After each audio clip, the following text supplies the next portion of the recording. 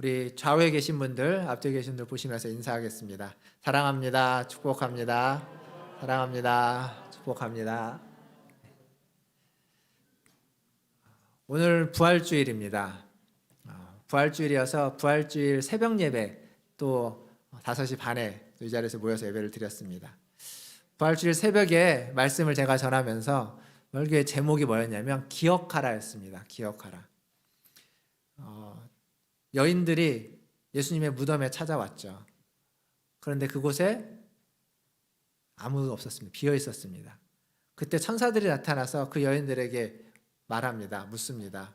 왜 산자를 죽은 자들 가운데서 찾느냐? 그가 갈릴리에 있을 때 하신 말씀을 알지 못하느냐? 그때 하셨던 말씀을 너희가 기억하고 있어야 된다라고 이야기합니다. 사실 우리가 말씀을 굉장히 많이 보죠. 방금도 저희가 성경을 읽었고, 그리고 성경 통독을 계속 매일매일 주중에 하고 있습니다. 그것이 아니어도 신앙생활을 좀 오래 하면 교회에서 예배드리는 횟수, 그리고 개인적으로 또 성경을 보거나 혹은 방송을 통해서 성경을 듣는 횟수들이 있습니다. 성경 굉장히 많이 접하는데 결정적으로 기억이 잘 안 납니다. 성경 말씀이 꼭 필요할 때, 위로와 격려가 필요할 때 기억이 안 나곤 합니다. 저는 이 부활주의를 지내면서 여러분들에게 말씀을 좀 더 가까이 하시라고 이야기하고 싶습니다.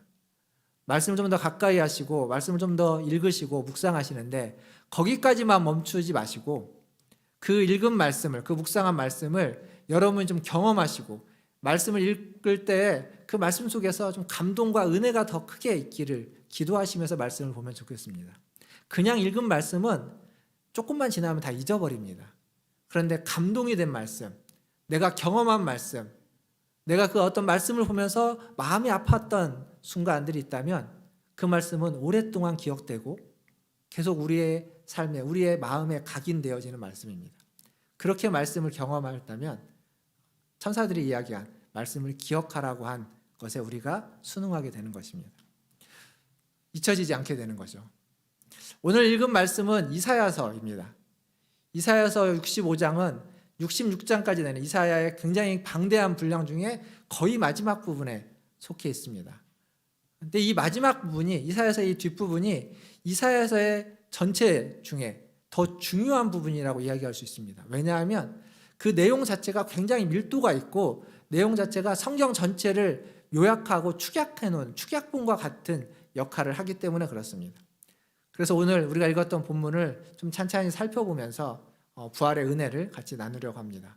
먼저 17절을 다시 한번 보겠습니다. 17절에 이렇게 적혀 있죠. 보라 내가 새하늘과 새 땅을 창조하나니 이전 것은 기억되거나 마음에 생각나지 아니할 것이라. 이 구절을 보면 신약에 있는 두 구절이 떠오릅니다. 하나는 바울이 이야기한 고린도후서에 있는 이전 것은 지나갔으니 보라 새 것이 되었도다 라는 구절과 그리고 요한계시록 21장에 있는 새하늘과 새 땅에 대한 사도 요한의 이야기가 이 한 구절에 믹스되어 있는 것처럼 보입니다. 새하늘과 새 땅, 한자로 하면 어떻게 되죠? 신천지입니다. 신천지. 신천지 하면 가장 먼저 뭐가 떠오릅니까? 이단이 먼저 떠오르죠. 이단. 교회 다니는 분들이 아니더라도 이제는 코로나 때문에 신천지는 전국적으로 유명세를 탔죠.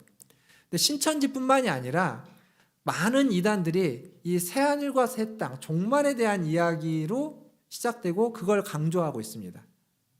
그래서 이 새하늘과 새 땅은 왠지 이단스러운 느낌이 드는 것 같습니다. 아니면 새하늘과 새 땅은 우리가 죽어서 가는 천국을 의미한다라고 생각하는 경향들이 있습니다. 그래서 이 땅이 아닌 어떤 내세를 의미하는 곳으로 생각하기도 합니다.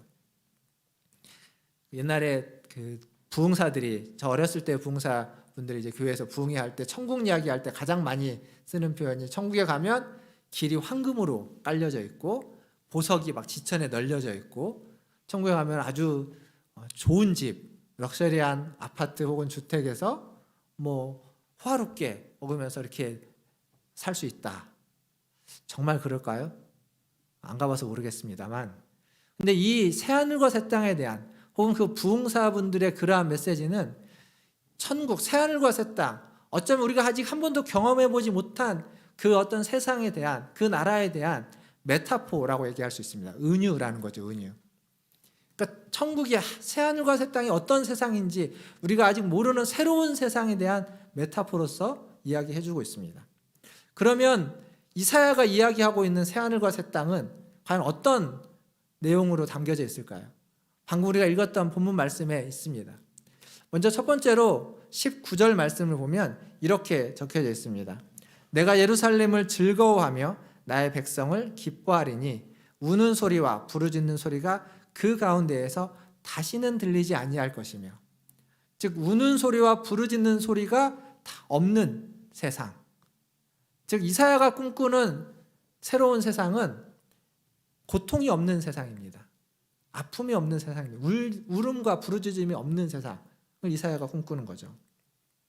사실 우리가 살아가고 있는 세상은 고통과 재앙, 그리고 때로는 억울함, 분함, 이런 것들이 많이 있습니다. 우리만이 아니라 이사야가 살았던 시대도 마찬가지입니다. 이사야가 살았던 시대에는 이스라엘이 이 바벨론에게 멸망을 해서 아주 다수가 포로로 잡혀갑니다. 그래서 그 바벨론 강가라고 하는 곳에서 이렇게 슬피 울면서 지금 이 열악한 현실이 아닌 여기에서 벗어나는 그때를 소망하고 있습니다.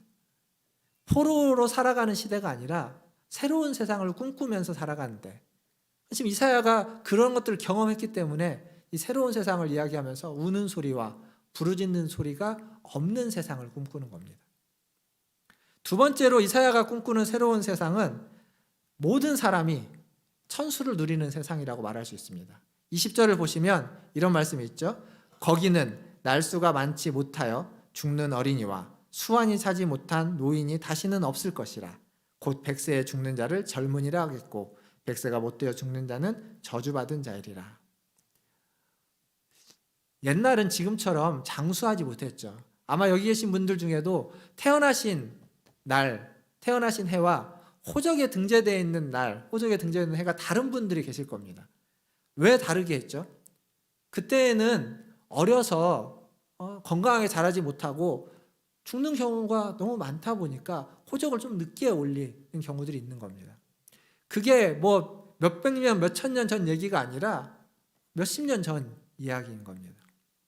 근데 지금 성경이 기록되어 있는 이 고대 사회에는 그보다 더하면 더했죠.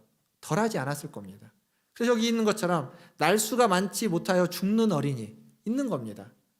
그리고 수완이 차지 못한 노인, 나이가 들었는데 자신의 수를 누리지 못하고 건강이 나빠져서 혹은 어떤 사고로 질병으로 죽는 경우가 지금처럼 의학이 발달하지 않았기 때문에 많이 있는 거죠. 100세, 고대 사회는 예수님 때만 해도 그 중동 지방의 사람들의 어떤 평균 연령이 한 50대 정도였을 거다라는 연구조사가 있긴 합니다. 그러니까 그만큼 사람의 수명이 길지 않았습니다. 근데 100세의 나이, 100세에 죽으면 뭐라고요? 젊은이라 하겠고. 그러니까 그때 100세는 꿈의 나이인 겁니다. 꿈. 그냥 꿈속에서 기대하는 최고치의 나이. 근데 그러한 세상, 새하늘과 새 땅이 그러한 세상을 지금 이사야는 꿈꾸고 있습니다. 모든 사람이 천수를 누리는 세상, 모든 사람이 하나님 이 땅에 보내시면서 삶을 살아가서 그 삶을 다 누릴 수 있는 세상을 꿈꾸는 거죠. 그리고 세 번째로 이사야가 꿈꾸는 새로운 세상은 21절부터 23절에 나와 있습니다. 한마디로 이런 겁니다. 땀 흘린 대가를 받는 세상. 21절부터 보시면 자기가 건축한 집에서 자기가 살고 자기가 심은 포도나무의 열매를 자기가 먹는다고 있습니다. 내가 건축한 집에서 다른 사람이 살지 않고 내가 심은 포도나무 열매를 다른 사람이 뺏어가지 않을 것이다. 수고한 대가를 그대로 받을 것이다 라고 이야기하고 있습니다. 이게 이사야가 꿈꾸는 새로운 세상입니다. 근데 이게 당연한 거 아닙니까? 지금 얘기한 게 당연한 거죠. 천수를 누리고 그리고 자기가 수고한 것에 자기가 먹고 너무도 당연한 겁니다. 너무도 당연한데 이 세상이 당연하지 못하기 때문에 지금 이걸 꿈꾸고 있습니다.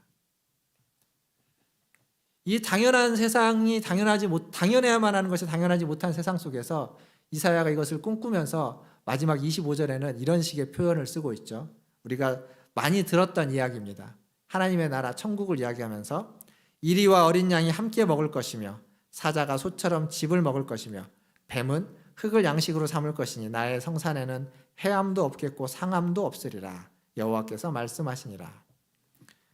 하나님 나라를 이야기하면서 많이 듣는 말씀입니다. 여기에 나오는 이리 그리고 사자 그리고 뱀은 다 포식자들입니다. 육식동물입니다. 근데 육식동물이라는 건 내가 살기 위해서 다른 동물을, 나보다 약한 동물을 해야만 합니다. 죽여야만 하는 겁니다. 그것들을 상하게 만들어야만 하는 겁니다. 근데 지금 뭐라고 얘기하냐면 해함도 없겠고 다른 동물들을 해야지도 않을 것이고 죽이지도 않을 것이고 상하게 만들지도 않을 것이다 라고 지금 성경이 이야기하고 있습니다. 그런 방식으로 살아가지 않는 세상, 그게 새로운 세상이라는 겁니다. 지금까지 그렇게 살아왔고 살기 위해서는 그래야만 하는 것이 이 땅의 세상이었는데 다른 사람을 해하고 다른 사람을 상하게 만들어야 나보다 힘이 약한 사람을 짓밟고 나보다 힘이 센 사람 앞에는 짓밟힘을 당해야만 하는 세상이었지만 새로운 세상은, 새하늘과 새 땅은 그런 세상이 아니라는 겁니다. 그렇게 하지 않고도 함께 어울려서 살 수 있는, 함께 공존하면서 공유하면서 살 수 있는 세상, 그게 새하늘과 새 땅이다라고 이야기하고 있습니다. 사실 여기 성경에 나오는 이 일이나 사자나 뱀은 뭐 실제 동물을 의미한다기보다는 그 시대의 강자들을 이야기하는 겁니다. 나라로 이야기하면 강대국, 이스라엘이라는 작은 나라가 포로로서 잡혀갈 수 없는, 멸망해서 포로로밖에 잡혀갈 수 없는 그 강대국들을 의미하고, 그리고 사회 안에서는 기득권을 가지고 있는 특권층들을 이야기할 겁니다. 다른 사람은 집 밟으면서 자신의 이익을 더 증대시켜가는 사람들, 그런 사람들은 그런 나라는 나쁜 나라니까 없어져야 되고 그런 사람들은 다 사라져야만 한다는 것이 아니라 그런 사람들과 그런 강대국과 전혀 다른 방식으로 함께 어우러져서 살아가는 나라, 그게 성경이 이야기하는 새로운 세상이고 새하늘과 새 땅입니다. 근데 이게 원래 하나님이 창조한 세상입니다. 원래 하나님이 꿈꾸는 나라입니다. 원래 그렇게 만들었는데 인간이 그걸 이렇게 바꿔버린 거죠. 변질시켜버린 겁니다. 사랑하는 성도 여러분, 하나님은 원래 하나님 만드신 세상으로 이 세상이 다시 한번 돌아가기를, 그것을 회복하기를 원합니다. 창조하신 세상이 회복되기를 원합니다. 구원의 역사를 통해서, 구원 사역을 통해서 하나님이 하고자 하는 것이 그것입니다. 그것을 이사야가 꿈꿨고, 그리고 사도 요한은 환상을 통해서 새하늘과 새 땅을 보면서 그것을 말해주고 있습니다. 저는 이 자리에 예배드리는 저나 여러분 모두, 우리 모두가 다 이 새하늘과 세상, 새로운 세상을 꿈꾸시기를 주님의 이름으로 축원드립니다. 다시 한번 본문 17절을 한번 보겠습니다. 17절 뒷부분을 보면 이렇게 되어 있죠. 이전 것은 지나갔으니, 이거 고린도후서 5장 17절 말고요. 우리가 읽었던 본문 이사야서 우리가 65장 17절을 보면 이전 것은 기억되거나 마음에 생각나지 아니할 것이라 라고 되어 있습니다. 여기 이 말씀에 보면 이전 것은 기억되지 아니할 것이다. 제가 오늘 새벽에 아까 앞에도 설교를 시작하면서 기억하는 것이 굉장히 중요하다고 말씀드렸습니다. 신앙은 이 기억에서 출발합니다.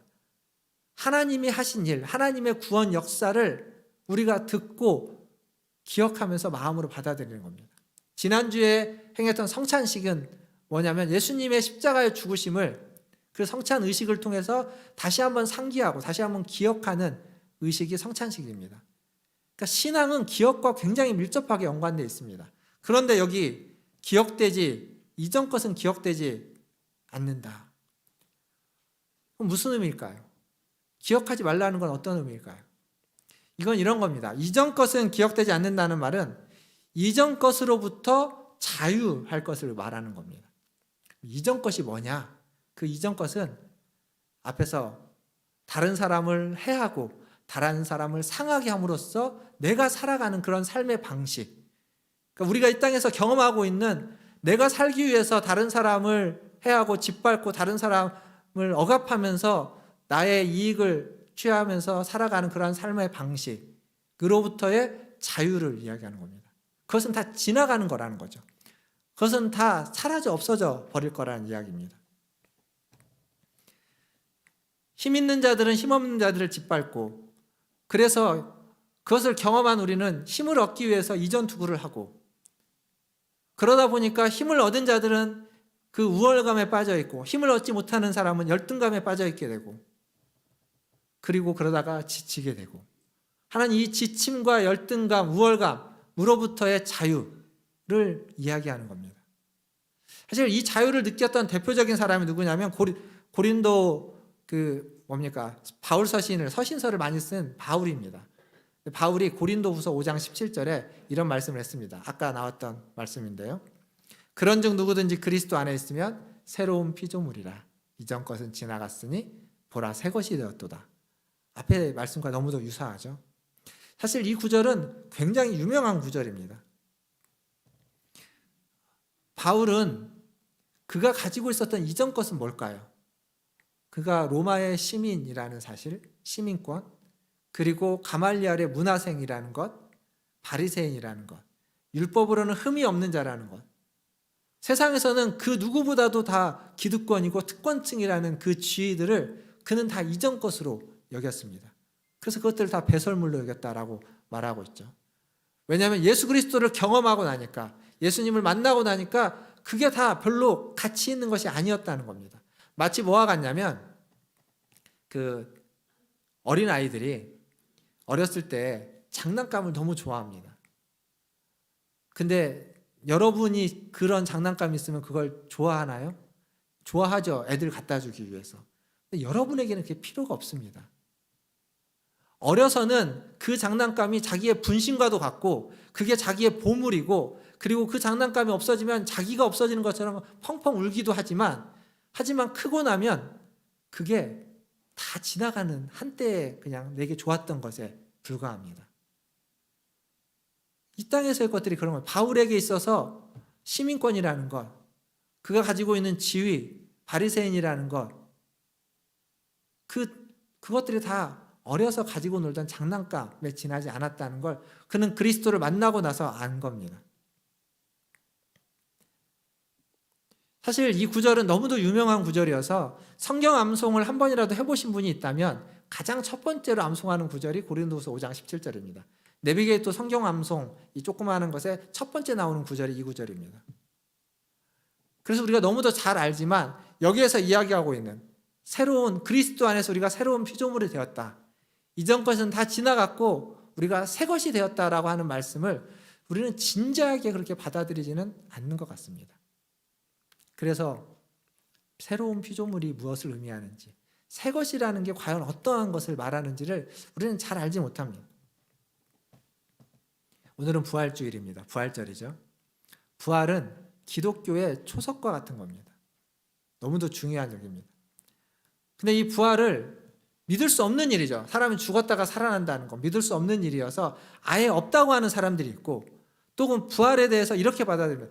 부활은 있을 수 없는 일이니까 그냥 이 부활을 실제 사건이 아니라 그냥 영적으로 어떤 내적으로 일어나는 어떤 부활의 경험, 부활의 사건으로 얘기해서 부활신앙이라는 말을 쓰지만 그것은 역사적으로 일어난 일이 아니라 부활이라는 어떤 개념과 가치의 부활, 가치가 생겼다라고 받아들이는 사람들이 있습니다. 그렇지 않습니다. 부활은 실제 역사 가운데 일어났던 사건입니다. 그걸 어떻게 할 수 있냐면 바울이 고린도전서 15장에 부활에 대해서 많이 이야기를 하고 있는데 그 중에 몇 구절을 좀 같이 제가 읽어볼 겁니다. 고린도전서 15장 16절, 20절, 21절을 계속 연달아서 읽을 것인데 한번 잘 들어보십시오. 16절입니다. 만일 죽은 자가 다시 살아나는 일이 없으면 그리스도도 다시 살아나신 일이 없었을 터이요. 그러나 이제 그리스도께서 죽은 자 가운데서 다시 살아나사 잠자는 자들의 첫 열매가 되셨도다. 21절에 이렇게 되어 있습니다. 사망이 한 사람으로 말미암았으니 죽은 자의 부활도 한 사람으로 말미암는도다. 자, 세상에 죽음이 없다고 하는 사람은 아무도 없습니다. 죽음은 모두에게 다 있습니다. 놔두세요. 죽음은 모두에게 다 있습니다. 저나 여러분이나 죽음을 경험해 본 적이 없습니다. 그러나 죽음이 있다는 건 우리가 압니다. 경험해 보지도 않았고 죽음을 알지도 않지만 하지만 죽음을 부인하는 사람은 인류 가운데 누구도 없습니다. 근데 성경은 뭐라고 말하냐면 그 죽음이 한 사람으로 말미암았다. 죽음이 어디에서 왔는지, 죽음의 근원이 무엇인지를 말해주고 있는 겁니다. 그리고 이어서 무엇을 이야기하냐면 부활도 마찬가지다라고 말해주고 있습니다. 부활도 마찬가지다. 죽음이 한 사람으로 말미암아 온 것처럼 부활도 한 사람 그리스도로 말미암아 우리에게 왔다라고 이야기합니다. 이 말은 죽음이 사실인 것처럼 부활도 사실이다. 아직 우리가 죽음을 경험해보지 못했지만 그걸 사실로 받아들이는 것처럼 부활을 아직 우리가 경험해보지 못했지만 그것은 사실로 우리 곁에 와 있다라는 것을 말해주고 있습니다. 이 부활을 믿는다는 건 어쩌면 그래서 죽음을 믿는 것처럼 당연한 것이 되어야만 합니다. 근데 그게 그렇게 당연하지 않죠. 그것은 전혀 새로운 방식을, 새로운 삶을 받아들이는 겁니다. 이전에 살았던 삶이 아닌 전혀 새로운 삶. 고린도전서 방금 읽었던 구절의 중간에 19절에 15장 19절에 이런 말씀이 있습니다. 만일 그리스도 안에서 우리가 바라는 것이 다만 이 세상의 삶뿐이면 모든 사람 가운데 우리가 더욱 불쌍한 자니라. 그리스도 안에 있습니다. 그리스도 안에 있는 우리들인데 믿는 자들을 하는데 우리가 그리스도 안에서 소망하고 바라고 기도하는 것이 이 세상의 삶에 국한되어 있다면 그것뿐이라면 그것처럼 불쌍한 게 없다는 겁니다. 그리스도 안에 있다는 것은 부활하신 주님을 믿는다는 것은 이 세상은 지나가는 것이고 이 세상은 전부가 아니라 그냥 잠깐 있다 지나가는 것이고 어린아이들이 가지고 있는 장난감 같은 것이고 더 가치 있고 더 귀하고 더 본질적인 것이 있다는 것을 말해주는 건데 그걸 모르기 때문에 불쌍하고 안타깝다는 이야기입니다. 여러분 어떠십니까? 여러분 다 그리스도 안에 있다고 믿습니다. 그리스도 안에서 여러분이 추구하고 소망하고 원하는 것은 이 세상 것들입니까? 지나가는 것들입니까? 아니면 지나가지 않는 영원한 것들입니까? 이전 것들은, 이전의 이 세상의 삶은 다 지나가는 것들입니다. 새 것이 아닙니다. 그러나 우리는 그리스도 안에서 새로운 피조물이 됐고 그 새 것들을 추구하고 새 것들을 경험하게 되는 거죠. 새로운 피조물로서 부활의 은혜를 받았다는 건 새로운 피조물이 되어서 새로운 세상을 꿈꿀 수 있는 자가 되었다는 겁니다. 그 세상이 바로 이사야가 꿈꿨던 세상이고 그리고 사도 요한이 환상 가운데 본 새하늘과 새 땅입니다. 말씀을 마무리하면서 가까이에 있는 세브란스 병원이 있죠. 세브란스 병원에 대한 책이 한 권 있습니다. 세브란스 새로운 세상을 꿈꾸다라는 책입니다. 그 책은 무슨 내용이냐면 세브란스의 전신인 재중원에서부터 시작해서 1970년대까지 세브란스를 세웠던 그리고 거기에서 의사로서 진료했던 의료 선교사들, 외국 선교사님들의 이야기, 그리고 한국인 그 의료진들, 그리고 세브란스에서 근무했던 많은 간호사를 비롯한 직원들에 대한 이야기입니다. 근데 이게 병원에 대한 이야기인데 그 내용을 보면 세브란스 하면 우리는 병원, 그리고 병원의 역사만 적혀 있을 것 같은데 그렇지 않습니다. 그 책의 일부가 무슨 내용이냐면 3.1운동 얘기입니다. 3.1운동. 3.1운동 때 세브란스가 3.1운동의 전초기지 역할을 했다라는 것. 그리고 수많은 교수와 학생들과 의료진들과 직원들이 3.1운동에 아주 적극적으로 참여했고 그것을 어떻게 도왔는지를 기록하고 있습니다. 그리고 3.1운동뿐만 아니라 독립운동에 있어서 세브란스가 독립자금을 어떻게 모아서 전달을 하고 그리고 그 얼마나 그 병원에 있는 사람들이 그 일에 열심을 내고 있었는지 외국 멀리 만주까지 가서 그 일에 동참하고 그 일을 하는 사람들을 양성하고 키워냈는지를 이야기하고 있습니다. 그리고 해방 이후에는 민주화 운동에 세브란스 병원이 어떻게 일조를 했는지 세브란스에 있는 사람들이 어떻게 그 일에 힘을 썼는지를 기록하고 있습니다. 무슨 얘기냐면 세브란스는 그냥 병원으로서 사람을 고치는 것이 그들의 주 일이었겠지만 거기에 머무르지 않고 사람들을 통해서 세상을 어떻게 바꿀 것인가를 꿈꿨다는 겁니다. 그냥 병원으로서 아픈 사람을 고치는 것에 국한되지 않고 사람들을 아프지 않게 하기 위해서, 아파하고 있는 세상들을 더 나은 세상으로 만들기 위해서 애쓰고 힘썼다라는 이야기입니다. 근데 그게 교회입니다. 그게 교회의 역할이고 교회가 그러야만 하는 겁니다. 교회는 이 땅에 타락한 이 세상 가운데 교회는 하나님의 나라를 보여주고 새로운 세상을 가지고 오는 통로가 되며 새로운 세상을 가르치고 새로운 세상을 보여주는 곳, 그것이 바로 교회입니다. 새하늘과 새 땅, 하나님의 나라를 이 땅 가운데 꿈꾸고 그 새로운 세상을 실천하고 실현하는 공동체, 그게 바로 교회 공동체입니다. 사랑하는 성도 여러분, 우리 교회가 그런 곳이 되기를 우리는 꿈꿔야만 합니다. 부활의 은혜를 받고 부활의 능력을 경험하고 부활의 증인으로 산다는 것은 그러한 새로운 세상을 실현하기 위해서 실천하고 그리고 그것을 꿈꾸는 삶이 되는 겁니다. 이 부활주일 하나님의 나라, 새하늘과 새 땅으로 표현되는 새로운 세상을 꿈꾸시고 부활의 능력이, 부활의 힘이 우리에게 그러한 원동력이 되고 또 우리가 그것들을 해나갈 수 있는 힘과 원천이 되기를 주님의 이름으로 축원합니다. 더 나아가서 이 새로운 세상을 꿈꿀 뿐만 아니라 그 새로운 세상을 만들어가는데 함께 동참하시는 우리 문화촌지혜교회 모든 성도들 되시기를 주님의 이름으로 축원합니다. 기도하겠습니다. 기도하실 때 말씀을 기억하며 잠깐 같이 기도하겠습니다.